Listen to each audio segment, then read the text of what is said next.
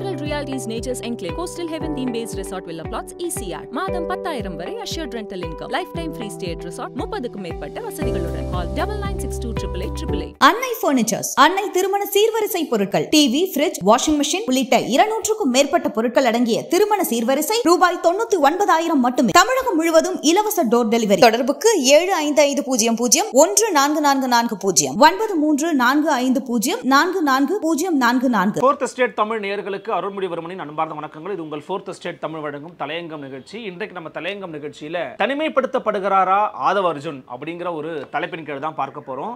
வாங்க நிகழ்ச்சிக்குள்ள பயணிக்கலாம். இது உங்கள் Fourth Estate தமிழ் வழங்கும் தலையங்கம் நிகழ்ச்சி.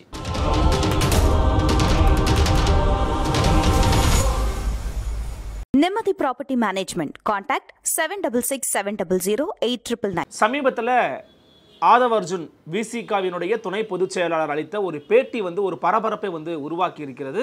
அந்த பேட்டியின் மூலமாக ஏற்படுத்தப்பட்டிருக்கக்கூடிய தாக்கங்கள் அப்படிங்கிறது விசிகாவையும் தாண்டி வெளியில் ஒரு பேசப்படும் பொருளாக மாறி இருக்கிறது. இருந்தாலும் விடுதலை சிறுத்தைகள் கட்சி அப்படிங்கிற கட்சிக்குள்ள இது ஒரு புகைச்சலை உருவாக்கி இருக்கிறது அப்படிங்கிறத இன்னைக்கு வெளியாகி இருக்கக்கூடிய செய்திகள் மூலமாக அறிந்து கொள்ள முடிகிறது. இன்னைக்கு தி ஹிந்து ஆங்கில நாளேட்டில் பார்த்தீங்கன்னா, Aadhav Arjuna's comments on DMK VCK dynamics factually untrue politically immature, அதாவது அது உண்மைக்கு புறமான தகவல்கள், அது மட்டும் இல்லாமல் ஒரு முதிர்ச்சியற்ற அரசியல் பார்வையோடு தான் ஆதவ் அர்ஜுனுடைய பேட்டி அப்படிங்கிறது அமைந்திருக்கிறது அப்படின்னு பேசியிருக்கிறார் விடுதலை சிறுத்தைகள் கட்சியினுடைய பொதுச் செயலாளர் முனைவர் ரவிக்குமார் அவர்கள். எனவே அவருடைய கருத்துக்கள் பார்த்தீங்கன்னு வச்சுக்கோங்களேன். The victory of the alliance must be measured by its ideological coherence and not merely by arithmetic. எங்களுடைய கூட்டணி அப்படிங்கிறது ஒரு சீட்டுக்கான ஒரு கூட்டணி கிடையாது, இது கொள்கைக்கான ஒரு கூட்டணி அப்படிங்கிறத வலியுறுத்தும் விதமாக பேசியிருக்கிறார் டாக்டர் ரவிக்குமார். இன்னுமே டீடைல் என்ன சொல்லியிருக்கிறார்னு பார்த்தீங்கன்னா, டாக்டர் ரவிக்குமார் அவர்கள் வட மாவட்டங்களில் திமுகவால் தேர்தலில் வெல்ல முடியாது விசிகா இல்லாம அப்படின்னு ஆதவ் அர்ஜுனாவின் கருத்து அப்படிங்கிறதும் கூட உண்மைக்கு மாறானது. உண்மைக்கு மாறானது மட்டுமல்ல, அது அரசியல் முதிர்ச்சி அற்றது அப்படிங்கிற ஒரு ஸ்ட்ராங்கான ஒரு பொலிட்டிக்கல் கண்டென்ட்டை கொடுத்திருக்கிறாரு. அது மட்டும் இல்லாம திமுக கூட்டணி 40 இடங்களிலும் வெல்வதற்கு விசிகா உதவியது என்பது உண்மை. இதே கருத்தை தான் ஆதவ் அர்ஜுனும் பேசியிருந்தாரு. ஆனா என்னன்னா, வட மாவட்டங்களில் திமுகவில் நாங்கள் எல்லாம் ஜெயிக்க முடியாதுங்கிற கூடுதல் கருத்தை பேசியிருந்தார். அதே போல விசிகாவுக்கு 2 எம்பிக்கள் 4 எம்எல்ஏக்கள் இருப்பது திமுக உடனான கூட்டணியால் தான், அதையும் ஒத்துக்கிறார் ஆதவ் அர்ஜுன் அவருடைய பேட்டியில். ஆனா இது தனியா டாக்டர் ரவிக்குமார் சொல்லியிருக்காங்க. ஆனா என்னன்னா, அவருடைய பேச்சு அப்படிங்கிறது கூட்டணிக்குள்ளேயே குழப்பமோ கூட்டணிக்குள்ளேயே சலசலப்போ அப்படிங்கறதெல்லாம் தாண்டி கட்சிக்குள்ளேயே சலசலப்பு, கட்சிக்குள்ளேயே குழப்பம் அப்படிங்கறத நோக்கி நகர்த்தி இருக்கிறது. அதனால் தான் டாக்டர் ரவிக்குமார் அவர்கள் இதை தெளிவுபடுத்தி இருக்கிறாங்க அப்படிங்கறத பார்க்க முடிகிறது. இன்னொரு கண்டென்ட் நம்ம இதை பார்த்தோம். அதை பாத்தீங்கன்னா முக்கியமான செய்தி ஊடகங்கள்ல போட்டிருக்கிறாங்க. அவர் சொன்னதாக அதை வின்சென்ட் நம்மளுடைய எவிடன்ஸ் கதிரும் கூட பாத்தீங்கன்னா ஷேர் பண்ணியிருக்கிறாரு. ஒரு பக்கம் ஆதவ் அர்ஜுன் என்ன சொல்றாருன்னா, தனிப்பெரும்பான்மை பெற்றும் ஆந்திராவில் துணை முதலமைச்சர் பதவியை கூட்டணி கட்சி தலைவருக்கு சந்திரபாபு நாயுடு வழங்கியதுதான் அரசியல் முதிர்ச்சி. அவங்க மெஜாரிட்டி வின் பண்ணிருக்காங்க, இருந்தாலுமே பவன் கல்யாணம் கொடுத்துருக்காங்கல்ல, அதுதான் ஒரு பொலிட்டிக்கல் மெச்சூரிட்டி அப்படிங்கிறாரு. தமிழ்நாட்டில் 2026ல எந்த கட்சிக்குமே பெரும்பான்மை கிடைக்காது. திமுகவா இருக்கட்டும், அதிமுகவா இருக்கட்டும், மூன்றாவதா இருக்கட்டும், யாருக்குமே பெரும்பான்மை அப்படிங்கிறது கிடைக்காது. 117 சீட் ஜெயிக்கணும் இல்லையா, 117 சீட் யாருக்குமே கிடைக்காது அப்படிங்கிறாரு. ரவிக்குமார் என்ன சொல்றாங்க அப்படின்னா, இப்ப நம்ம சொன்னதுதான் உண்மைக்கு மாறானது, அரசியல் முதிர்ச்சியற்றது அப்படின்னு ரவிக்குமார் சொல்றாங்க. சிந்தனை செல்வன் விசிகாவினுடைய சட்டமன்ற குழு தலைவர் என்ன சொல்றாருன்னு பாருங்க. உயிர் கரு வளர்ந்து குஞ்சு கண்விழிக்கும் போது முட்டை உடைத்தெறியப்படுவது இயற்கைதான். உயிர் கரு வளர்ந்து குஞ்சு கண்விழிக்கும் போது முட்டை உடைத்தெறியப்படுவது இயற்கைதான். ஆனால் ஒரு நாள் முன்னதாகவோ ஒரு நாள் பின்னதாகவோ முட்டை உடைபட்டால் எல்லாம் பாழாகிவிடும். காலத்தின் அழைப்பிற்காய் காத்திருப்போம், தாய்க்கோழியின் சமிக்ஞை புரிந்து கொண்டு களமாடுவோம் இப்படின்னு போட்டிருக்கிறாரு. ரொம்ப நல்ல தமிழ்ல எழுதியிருக்கிறாரு. சிந்தனை செல்வன் அவர்கள் என்ன சொல்றாங்க அப்படின்னா, வெளிப்படையா புரிஞ்சுக்க முடியுதுல்ல, நம்ம கரு வளர்ந்து இப்பதான் கண்விழிக்க போறோம், நம்ம வளர்ந்துட்டோம் அப்படிங்கறத சொல்றாரு.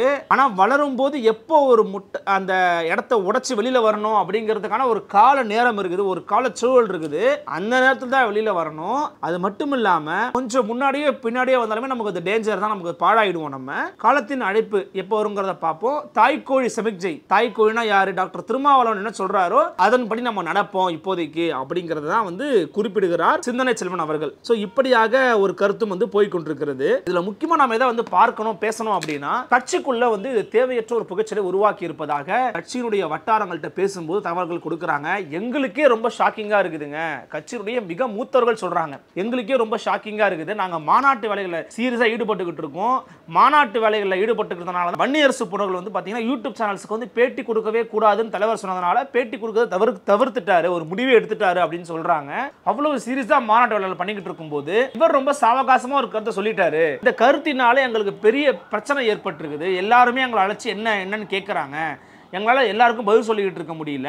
எப்படி வந்து ஆதவர்ஜுன் அவர்கள் தொடர்ந்து இந்த கருத்தை பதிவு பண்றாருன்னு தெரியல. இவர் சொல்லியதனாலேயே தலைவரின் கருத்துன்னு எப்படி நீங்க ஏத்துக்கிறீங்க, எப்படி நீங்க பேசுவீங்க அப்படின்னு ஊடகங்களை நோக்கியும் கேள்விகளை எழுப்பியிருக்கிறாங்க விசிகாவினர்.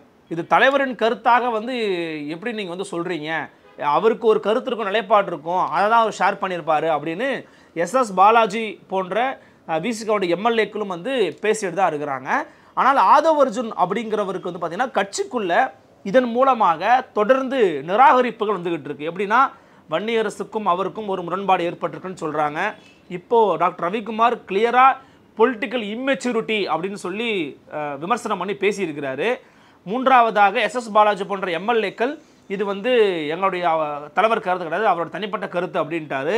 நான்காவதாக சிந்தனை செல்வன் போன்றவர் பேசுனதை நீங்கள் பார்த்துருப்பீங்க, கொஞ்சம் அமைதியாக இருங்கன்ற மாதிரி ரொம்ப சாஃப்டாக ஹேண்டில் பண்ணியிருக்கிறாரு.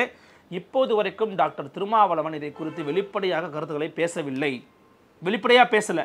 ஆனால் திமுகவுடைய ஆராசா போன்ற என்ன சொல்கிறாங்க அப்படின்னா, திருமாவளவன் நடவடிக்கை எடுக்கணும், திருமாவளவன் இது போன்ற கொள்கை புரிதல் இல்லாமல் பேசுபவர்கள்ட்ட கட்சியை வந்து விட்டுறக்கூடாது, பாஜகவினுடைய ஒரு போக்கிற்கு போயிடக்கூடாது அப்படின்னு அவர் வந்து பேட்டி கொடுக்குறாரு. அந்த பேட்டி இன்னைக்கு முரசொலியில் ஒரு முக்கியமான செய்தியாக ஒரு அரை பக்கத்துக்கு வந்திருக்கிறது அப்படிங்கிறதையும் பார்க்க முடிகிறது. எனில் வெளியிலிருந்தும் சரி கட்சிக்கு உள்ளிருந்தும் சரி ஆதவர்ஜுன் தனிமைப்படுத்தப்படுகிறாரா அப்படிங்கிற ஒரு கேள்வியை நாம் இங்கே எழுப்ப வேண்டியதாக இருக்கிறது. காரணம், இங்கே ரெண்டு விஷயம் இருக்குது. ஆதவர்ஜுனுக்கு எதிராக அல்லது ஆதவர்ஜுனுக்கு அவர் வந்து இந்த மாதிரி செயல்படுறாரு அப்படிங்கிற ரீதியில் பேசக்கூடியவர்கள் யாருன்னு பார்த்தீங்கன்னா விடுதலை சிறுத்தைகள் கட்சிக்கு உள்ளேயே இருப்பவர்கள் மத்தியிலேயே இது வந்து ஒரு முரண்பாடுகளை உருவாக்கி இருக்கிறது. ஆதவர்ஜுன் எப்படி அந்த மாதிரி பேசலாம், அவர் வந்து கட்சி தலைவருடைய கருத்துக்கு வந்து நேர்மாறாக பேசியிருக்கிறாரு அப்படின்னு கட்சிக்கு உள்ளே இருக்கிற அதிகார மட்டத்துக்கு நெருக்கமாக இருக்கிறவங்களும் அதை இப்படி பேசியிருக்கிறாங்க.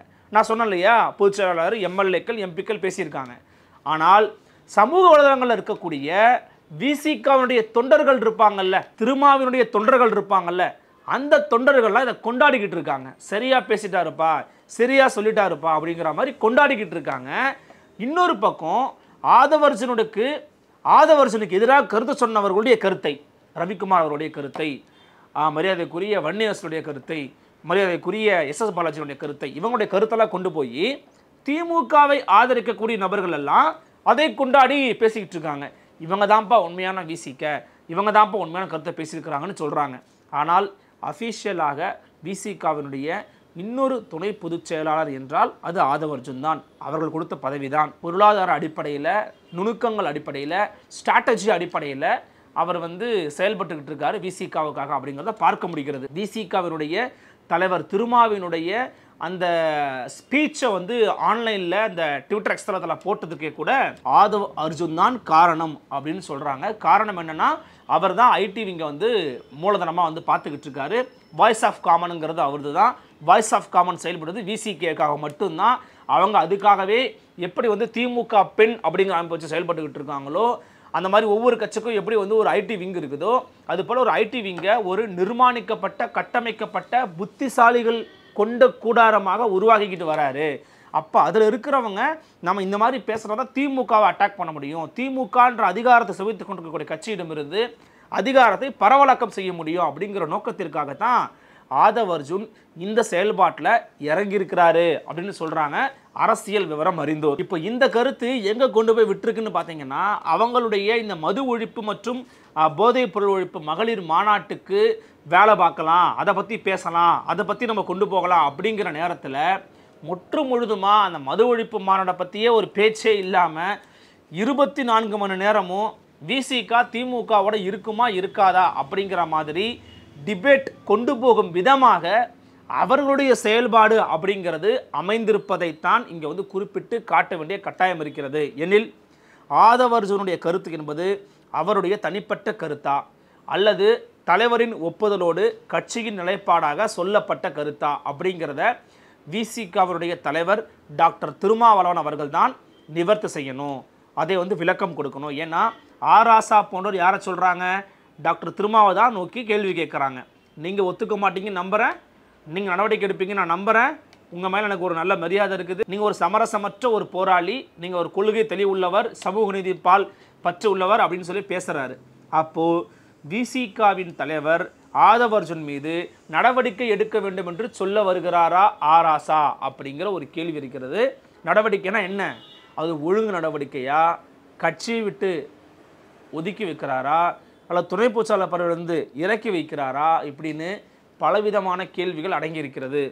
எல்லாவற்றையும் தாண்டி ஆதவர்ஜுன் அப்படிங்கிற ஒரு தனிப்பட்ட பர்சனாலிட்டிக்கு இயல்பாகவே உதயநிதி ஸ்டாலின் அவர்கள் மேலே ஒரு ரிஃப்ட் ஒன்று போய்கிட்டு இருக்கு. ஃபார் எக்ஸாம்பிள் திமுகவுக்குள்ளே அவங்க வேலை செஞ்சுக்கிட்டு இருக்கும்போதே கூட பார்த்தா அந்த ரிஃப்ட்டை கிரியேட் ஆனதாகவும், வெளியில் வந்த பிறகு விசிகாவுக்குள்ளே இருந்து அவர் போன முறை ஒரு எம்பி சீட்டு கேட்டப்ப ஆதவர்ஜுன் அவர்களுக்கு ஒரு பொது தொகுதி கொடுத்து எம்பியாக மாற்றுவதற்கு திமுக சைடிலிருந்து உதயநிதி ஸ்டாலின் அவர்கள் ஒப்புக்கொள்ளவில்லை அப்படிங்கிற ஒரு செவிவழி செய்தி அப்படிங்கிறது ஓடிக்கிட்டு இருக்கு. இது எந்த அளவுக்கு உறுதிப்படுத்தப்பட்ட தகவல் அப்படிங்கிறது நமக்கு தெரியல.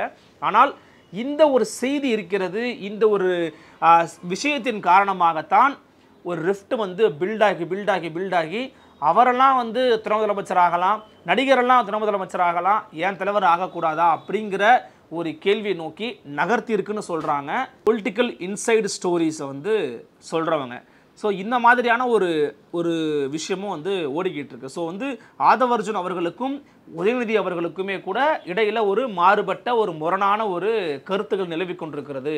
அதனுடைய வெளிப்பாடாகவும் இதை நம்மளால் பார்க்க முடியும் அப்படின்னு சொல்கிறாங்க. என்னதான் இருந்தாலும் கடைசியில் இது திமுக வர்சஸ் விசிகா அப்படிங்கிற மாதிரி தான் போய் முடியும்.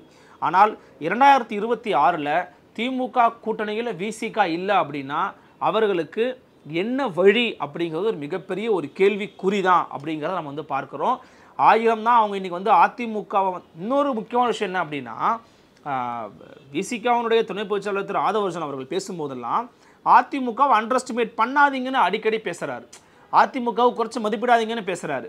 இதே கருத்தை புதிய தலைமுறை ஊடகத்தில் மரியாதைக்குரிய பத்திரிகையாளர் கார்த்திகேயன் அவர்கள்ட்ட பேசும்போது டாக்டர் திருமாவளவன் முன்வைக்கிறாங்க. அதிமுக அவ்வளோ ஈஸியாக அண்டர் எஸ்டிமேட் பண்ணக்கூடாது, அவங்க இவ்வளோ % ஓட்டு வாங்கியிருக்கிறாங்கல்ல அப்படிங்கிறத குறிப்பிட்டு காட்டுறாரு. பகுதியளவு கிறிஸ்தவ இஸ்லாமியர்கள் ஓட்டு அதிமுகவுக்கு விழுந்திருக்குது அப்படிங்கிறத டேட்டாவோட முன் வச்சு பேசியிருக்கிறார். அப்படின்னா அதிமுகவை டாக்டர் திருமாவளவனும் அண்டர் எஸ்டிமேட் பண்ணலை, ஆதவர்ஜுனும் அண்டர் எஸ்டிமேட் பண்ணலை. ஆதவர்ஜுன்ற நபர் இப்போது வரைக்கும் அதிகாரத்தை சுவைக்காத ஒரு நபர். மிச்சம் எல்லாருமே அதிகாரத்துக்கு நெருக்கமாகவும் அதிகாரத்தை சுவைத்த நபர்களாகவும் இருக்கிறாங்க. அப்படின்னா அவங்களோட பாயிண்ட் ஆஃப் வியூ அப்படிங்கிறது வேறையா இருக்கும். அவர்களை வைத்து திமுகவை கிரிட்டிசைஸ் பண்ணுற மாதிரியான ஒரு கருத்துக்களை பேச முடியாது அப்படிங்கிற யதார்த்தத்தை மேபி திருமாவளவன் புரிந்து வைத்திருக்கலாம். அதன் காரணமாகத்தான் ஆதவர்ஜுன் அப்படிங்கிற நபரை வைத்து இது போன்ற கருத்துக்களை சொல்ல வைக்கலாம் அப்படின்னு சொல்கிறாங்க. இதில் என்ன ஒரு முக்கியமான விஷயம்னா, என்னை யாராலும் இயக்க முடியாது அப்படின்னு திருமா சொல்கிறத நம்ம ரொம்ப கவனிக்கணும். அப்படி சொல்கிறது உண்மை அப்படின்னா இவர் தான் இந்த எல்லா விஷயத்தையும் இயக்கிக்கிட்டு இருக்காரு அப்படிங்கிறத நம்ம வெளிப்படையாக பேசித்தான் ஆகணும். காரணம் என்னென்னா, திருமாவளவன் அவர்களுக்கு தெரியாமல் இதே ஒரு பேசுகிறாரு பண்ணுறாரு அப்படின்னா ஆதவர்ஜுன் மீது விசிகா எடுக்க போகின்ற நடவடிக்கை என்ன, அல்லது நடவடிக்கை எடுக்கலை அப்படின்னா விசிகாவின் அதனுடைய தலைவரின் நிலைப்பாட்டை தான் ஆதவர்ஜுன் பேசினார் அப்படின்னு பொது சமூகம் புரிந்து கொள்ளலாமா அப்படிங்கிறதும் இங்கே கேள்வி நம்ம இங்கிருந்து எழுப்ப வேண்டியதாக இருக்கிறது. ஒரு கட்சியினுடைய ஒரு கொள்கையினுடைய ஒரு கூட்டணியினுடைய நிலைப்பாடுகளையே ஒரு கட்சியின் துணை பொதுச் செயலாளர் மறுதளித்து எதிர்த்து பேசியிருக்கிறார் அப்படின்னா அதை எப்படி புரிந்து கொள்வது? இத்தனைக்கும் அதில் பேசும்போது அந்த கூட்டணி தொடர்பாகவோ மற்ற விஷயங்கள் தொடர்பாகவோ ஒரு பேசலை. கூட்டணி குறித்த ஒரு கேள்வி எழுப்பிய போது கூட அது நம்ம இன்னும் காலம் இருக்குது, தலைவர் சொல்லுவாங்க, பார்ட்டி இன்ஃபார்ம் பண்ணுவாங்கன்னு சொல்கிறாரு. அதை பற்றி அதனுடைய கருத்துக்களையோ தனிப்பட்ட விருப்பங்களையோ அவர் வெளிப்படுத்தவே இல்லை. அவர் சொன்னது எல்லாமே கட்சியினுடைய நிலைப்பாடு என்ன, ஆசை என்ன, விருப்பம் என்ன, கனவு என்ன, இலக்கு என்னங்கிறதான் பேசியிருந்தார். எங்கள் இலக்கு அப்படிங்கிறது மத்தியில் கூட்டாட்சி மாநிலத்தில் சுயாட்சின்னு எப்படி திமுக பேசுகிறதோ அதே போல மாநிலங்களுக்கு உள்ள அதிகார பகிர்வை கொடுங்கன்றதை நாங்கள் நோக்கி நகர்றோம். அதில் கேட்பதில் என்ன தவறு இருக்கிறது அப்படின்னு டேட்டா பாயிண்ட்ஸ் அடிப்படையில் கேட்டார். அது வெறும் திருமாவளவனை மட்டும் இணைத்து கொண்டு பேசவில்லை. மார்க்சிஸ்ட் கம்யூனிஸ்ட் கட்சியினுடைய தலைவராக இருக்கக்கூடிய கேபி தோழருக்கு கொடுங்க, முத்தரசன் தோழருக்கு கொடுங்க, இந்த மாதிரி எல்லாருக்கும் பகிர்ந்து கொடுங்க. அவங்கள்ட்ட இருந்துச்சுன்னா இன்னும் அதிகார பரவலாக்கம் நடக்கும். இன்னும் தலித்து மக்களுக்கு அவர்களுக்கான நிதியோ அவர்களுக்கான செயல் திட்டங்களோ போய் சேராத ஏராளமான கிராமங்கள் தமிழ்நாட்டில் இருக்கிறது அப்படிங்கிறதையும் கூடுதலாக பதிவு செய்திருக்கிறார் ஆதவர்ஜுன். அப்படின்னா ஆதவர்ஜுனுடைய இடித்துரைப்பு கருத்துக்கள் எல்லாம் கூட்டணியை உடைக்கும். அப்படின்னா நீங்கள் மது ஒழிப்பு போராட்டமே பண்ணக்கூடாதுல்ல. மது ஒழிப்பு மற்றும் மதுவிலக்கு மாநாடு நடத்துறீங்க அப்படின்னா தமிழ்நாடு அரசே மதுக்கடைகளை இழுத்து மூடு அப்படிங்கிறதும் நீங்கள் திமுகவுக்கு கொடுக்கக்கூடிய ஒரு நெருக்கடி தான். அதுவும் ஒரு இடித்துரைப்பு செயல் தானே. அப்போது இடித்துரைப்பாளர்கள் வைக்கக்கூடிய கருத்துக்களை கூட்டணி உடைப்பை நோக்கி நகர்ந்து விடும் அப்படின்னு எதிர்பார்ப்பதோ அல்லது எண்ணுவதோ அப்படிங்கிறத எப்படி புரிந்து கொள்வது? திமுகவினுடைய ஆதரவாளர்கள் டாக்டர் ரவிக்குமார் கருத்தையோ மற்றவர்கள் கருத்தையோ வந்து ஆதரிக்கிறாங்க. ஆனால் இப்போது வரைக்கும் வெளிப்படையாக டாக்டர் திருமாவளவன் நேற்று நடந்த அந்த காமராஜரங்கத்தினுடைய கூட்டத்தில் எச்டி அவருடைய நினைவு விழா கூட்டத்தில் வந்து பார்த்தீங்கன்னா பேசும்போது நாங்கள் எப்போதும் இடதுசாரிகளோடு தான் பயணிப்போம் அப்படிங்கிற ஒரு வார்த்தையை மட்டும் சொல்லியிருந்தாங்க. மற்றபடி வெளிப்படையாக எதுவும் அவர் வந்து அந்த இடத்துல பேசலை. ஏன்னா அதற்கான களம் அது கிடையாது. ஆனாலும் வரும் காலங்களில் இன்றைக்கி நம்ம பேசிட்டு இருக்கும்போது மணி வந்து பிற்பகல் 12:30. இதன் பிறகு அவர் கருத்துக்கள் சொல்லுவாரா இல்லையாங்கிறத பொறுத்து இருந்து தான் பார்க்கணும். அப்படியே இருந்தாலும் ஆதவர்ஜுன் தனிமைப்படுத்தப்பட்டிருக்கிறார் கட்சிக்குள்ள அப்படிங்கிறது தான் இதன் மூலமாக நமக்கு வந்து தெரிய வருகிறது. இதன் பிறகு ஆதவர்ஜுன் என்ன முடிவெடுக்க போறாரு, எப்படி பேச போறாரு, என்ன ரியாக்ட் பண்ண போறாரு அப்படிங்கிறது தான் பொறுத்திருந்து பார்க்கணும். இந்த விவகாரங்கள் பற்றி உங்களுடைய எண்ணங்கள் கருத்துக்கள் என்ன அப்படிங்கிறத கமெண்ட் செக்ஷனில் பதிவு பண்ணுங்க. மற்றும் ஒரு சிறப்பு தலையங்கம் நிகழ்ச்சி சந்திக்கிறேன். நன்றி, வணக்கம்.